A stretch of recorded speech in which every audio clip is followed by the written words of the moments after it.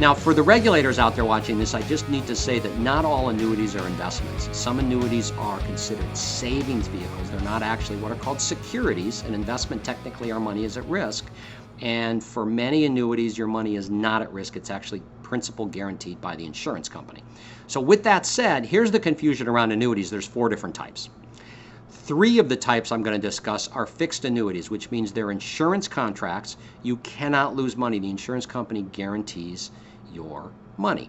The 4th type of an annuity is a variable annuity, which is usually what we hear all kinds of bad things about, like the high fees, your money's at risk, your money's exposed to the stock market, and the insurance company is making all this money, and the people that sell the annuities make a bunch of commission and so on. That's the variable annuity. Not a big fan of variable annuities. Again, your money's at risk. You basically got mutual funds that you're paying a lot of increased fees on. There are some benefits, and sometimes in higher interest rates environments there are many benefits. But to me right now, as we sit here in 2020, 2021, not a lot of advantages to variable annuities. Now let's talk about fixed annuities. Fixed annuities are really simple. You put your money with an insurance company. They guarantee your principal. Let's say they maybe give you an interest rate for 5 years of, let's say, 3%. So you get 3% for 5 years.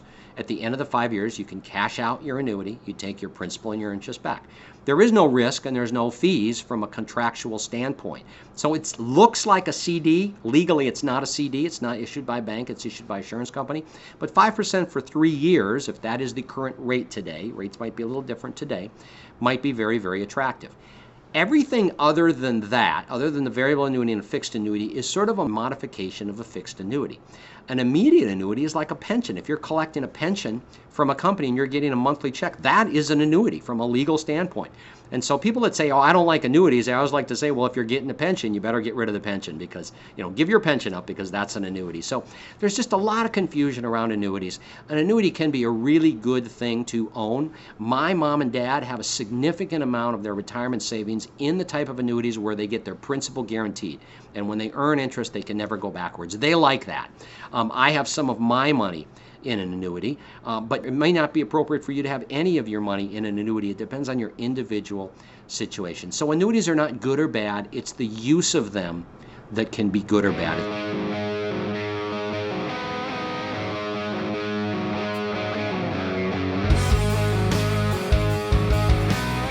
What's right for you? Should you pay off that mortgage before retirement, or should you carry a mortgage into retirement? Now, I could do a lot of analysis, and I could show you on paper that if you can get a decent mortgage rate, it probably makes sense to have that mortgage in retirement. If you have a low enough rate, it's a fixed rate, you can, instead of paying off that mortgage, you can take your money, do something else with it, whether that's invest it or spend it, use it for additional retirement income, and just pay the bank those monthly mortgage payments throughout your retirement. That way you have control over the cash instead of paying off the debt and giving it to the bank. Now, the other side of that is if I told that to my mom and dad, they would think I was crazy. Why would we want to have any debt in retirement, Joel? That's what my mom and dad would say, because they were brought up in a generation, they're in their 80s, where you wanted to get out of debt as quick as possible. And so for some people, that's what they should do. A lot of people just don't want to owe any money to anyone. And their idea of having a mortgage in retirement, if they don't have to have a mortgage in retirement, makes no sense. I could prove to you, okay, in some scenarios that it makes sense to carry a mortgage in retirement, invest the difference, you pay 4% interest, it's tax deductible, maybe you make 6% interest, there's a spread in there, it's how banks make all the money that they make on an interest rate spread, it costs them less than what they can make on their money. We could have this whole long intellectual argument, but for some of you, it just makes sense to have no debt in retirement. It's an amazing feeling. So this is an individual decision, and some financial planners really get this wrong because they try to appeal to the logical side of this argument, when in reality we are emotional creatures. We need to have peace of mind, we need to feel good, we need to enjoy our retirement, and for some people that means pay off that mortgage. For others it means, hey, I want to have control over that money that I would have given to the bank. I don't mind making a monthly payment to the bank. That way I have the cash to do something else with, whether it's invested or spend it. So the decision is yours. It's a tough question to answer without knowing you individually.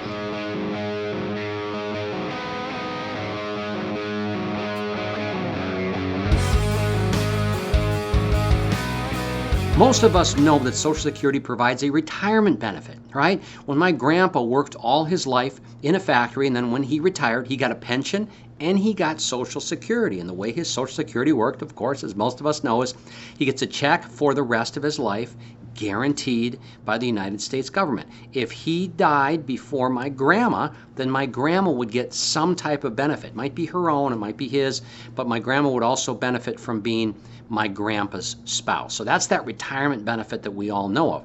And of course, most of us are entitled to a retirement benefit unless we haven't paid into the Social Security system in a substantial way. Now, there's another benefit that a lot of people aren't aware of, which is the disability benefit from Social Security.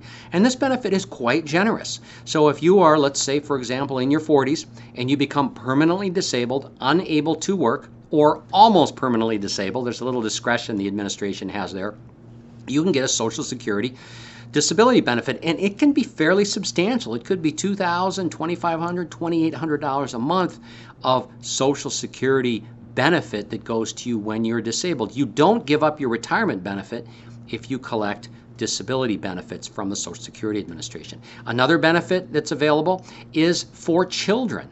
So for instance, if my kids are under age 18 and I die and I was paying into the Social Security system, my children are eligible for a Social Security benefit until they reach age 18.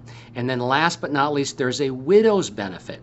So if I died and my wife was married to me for more than 10 years, when she reaches age 60, she doesn't have to wait till age 62 like her regular Social Security income benefit. She can collect the widow's benefit at age 60. So there's four basic types.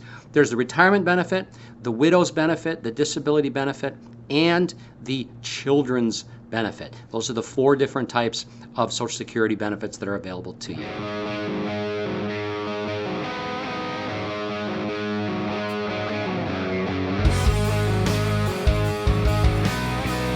There are a number of things you could have, but let's just talk about the basic things. And the most simple is, and we all know this, where do I want my possessions to go when I die? And part of estate planning, whether it's a will or a trust or however you're going to build this, is deciding where you want your things to go. As an owner of your possessions, you have the right to decide exactly where you want them to go. And in the Northeast here, there are very few restrictions on who we can leave money to or who we have to leave money to. Another thing on your estate planning checklist should be healthcare issues. Who do I want to make decisions about my health and treatment of certain illnesses or conditions if I can't make those decisions? So many people have what's called a healthcare proxy or a healthcare power of attorney. That would be someone to make decisions on your behalf. So for myself, it's my wife, Wendy. If I can't speak or make decisions for myself when it comes to my health, she has the power to do that. She has the legal authority to do that. Another thing is, do I want control over my assets after I die?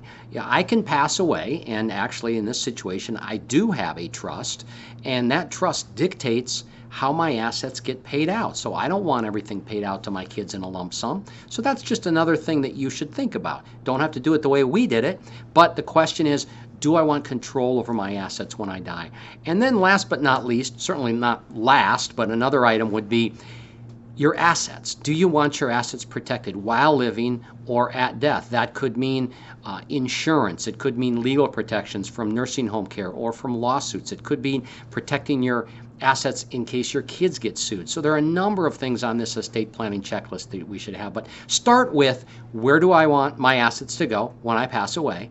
And how much control do I want over those assets? Make sure you at least have a will. Most people should probably have a trust and some type of healthcare power of attorney. And any good attorney that specializes in estate planning will be able to do those things for you, typically in a package.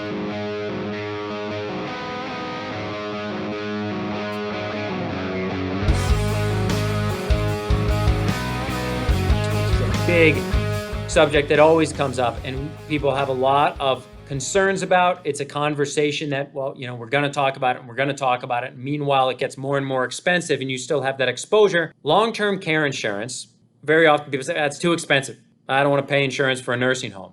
It can be very expensive. The reason that you're buying it is not to pay for a nursing home. It's to protect your money so that you don't spend all that money for care and then you pass away and now there's no money left for a widow or for family or for all those other reasons that you saved that money. So you don't necessarily need to buy long-term care insurance, but you need to have a conversation about what your plan is if you or your spouse gets sick, right? So that might be long-term care insurance. That might be looking at an estate plan. That might be shifting assets out of your name, right? And there's pros and cons of each one of these scenarios, but when you look at long-term care insurance, it is a product specifically designed to pay for that need. Long-term care insurance is expensive because what it insures is very expensive. Unfortunately, many of us, I myself have had, grandparents that have been in care facilities, clients that have been in care facilities, paying hundreds of thousands of dollars a year. You can get really good care, but it's expensive. So you need to have a plan for it. So I wouldn't delay that conversation any longer. And like anything, get a number of different opinions on it. If someone is saying, well, you really need to buy the insurance, well, before you make that big financial commitment, make sure that is what's best for you. So have a conversation about that. Get multiple inputs on it. But there are really good options available to you. And the important thing is to have a plan.